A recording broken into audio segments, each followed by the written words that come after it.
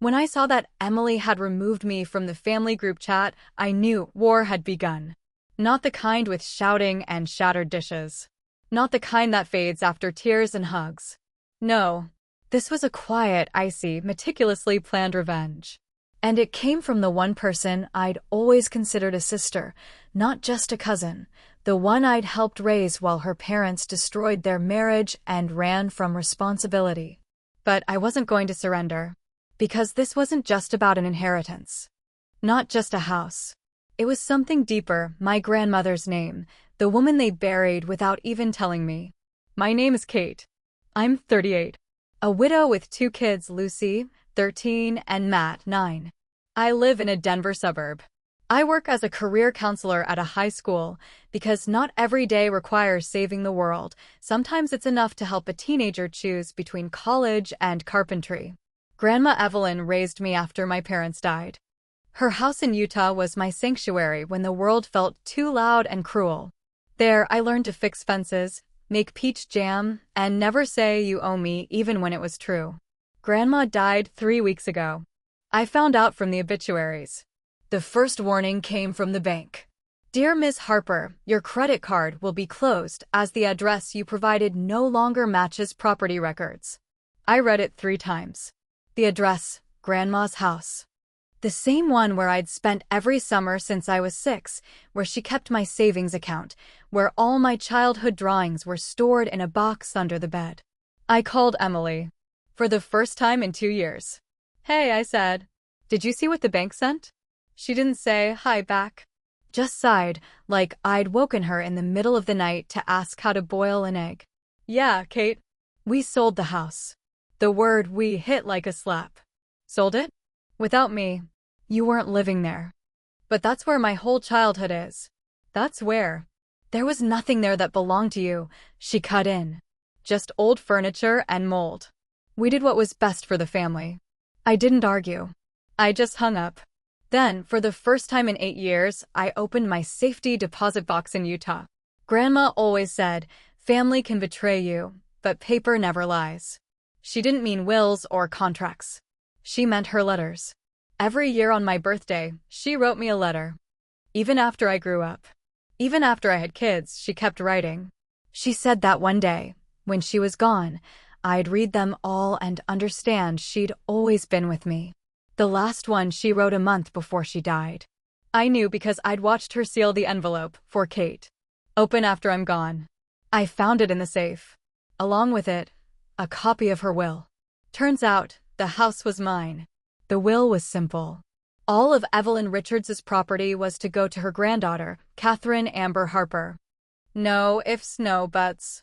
Just everything. But the inheritance wasn't finalized. Grandma died before the notary could complete the paperwork. And that's when Emily stepped in. Her mother, Aunt Barbara, my mom's younger sister, used the fact that I hadn't been to Utah in 2 years. She convinced the local notary that Grandma had dementia and forged a temporary property release. They rented out the house while they looked for a buyer. Then they sold it for 1/3 of market value to their friend. I didn't go to court. Not right away. Instead, I started gathering evidence. First, I dug up all of Grandma's letters. In them, she didn't just write about love, she mentioned how Barbara had tried to borrow money under the guise of starting a business that never opened, how Emily stole her ring at 16 and claimed she'd lost it. Grandma knew everything. But she forgave. I wouldn't. Emily worked at a marketing agency in Salt Lake City. Not in charge, of course, just a junior client manager. But she had an Instagram where she branded herself as a personal branding expert and inspirational woman. Her feed, expensive coffee mugs, quotes about the power of choice, photos from conferences. And, of course, Grandma's house, in one of her stories, finally got rid of that horror. Now it's clean and stylish. I saved it all. Then I tracked down the buyer. His name was Mark. He worked for a construction company. And oh, what a coincidence. His firm specialized in demolishing old homes. He didn't buy the house to live in it. He bought it to tear it down and build townhouses. I called Barbara. Hey, Aunt Barb. I know everything. Her voice trembled. Kate, honey, it was a mistake. We thought you wouldn't want to deal with it. You knew that house meant everything to me. You knew my things were there. My memories. Even my childhood photos, gone. We packed them. I was going to bring them to you. Really? Then why were shreds of my school diplomas found in the dumpster behind the house? Silence. You're wrong, she whispered. I have the will. And the letters. And the death certificate. I'm filing a lawsuit. And then the whole town will know how you scammed an old woman. She was sick. No. She called me every Tuesday. Spoke clearly. Even joked. Barbara started crying.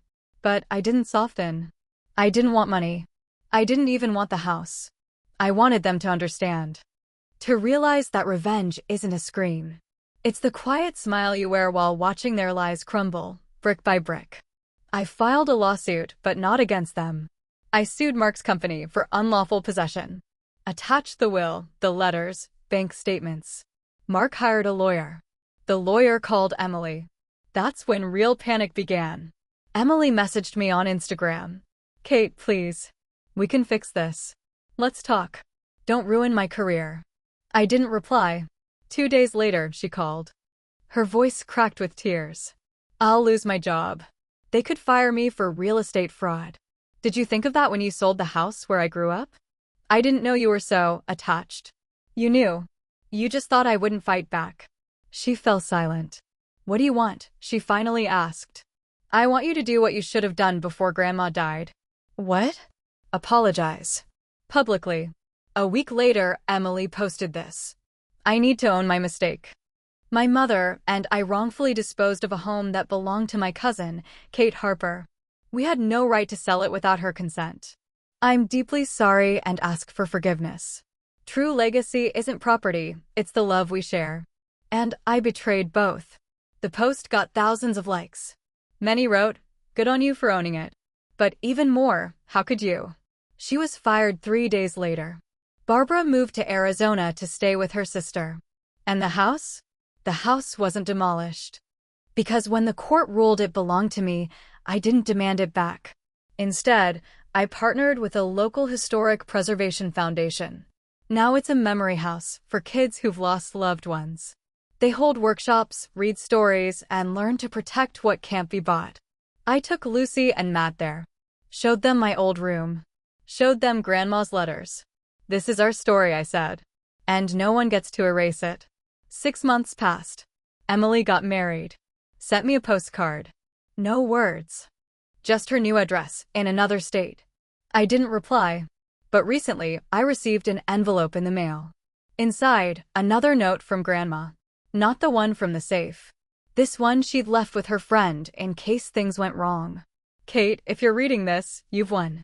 But remember, revenge isn't the end. It's the start of a new choice. Choose kindness, even if they don't deserve it. Because you are not what they did to you. You are what you do next. I framed the note and hung it above the fireplace in our new home. Revenge didn't bring me joy. But justice did. Sometimes that's enough.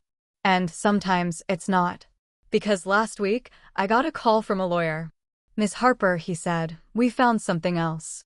Turns out, Grandma had a second account. In another country. Opened after my parents died. And in it, over $1 million. She left it all to me. But the documents were held by the notary, the same one Barbara convinced to say nothing until the right time. That same notary is now in prison for document fraud. So maybe revenge isn't the end. Or the beginning. It's a mirror. And in it, you see everything, the pain, the hope, and that little girl who still believes family isn't blood. It's a choice. And I chose to be strong.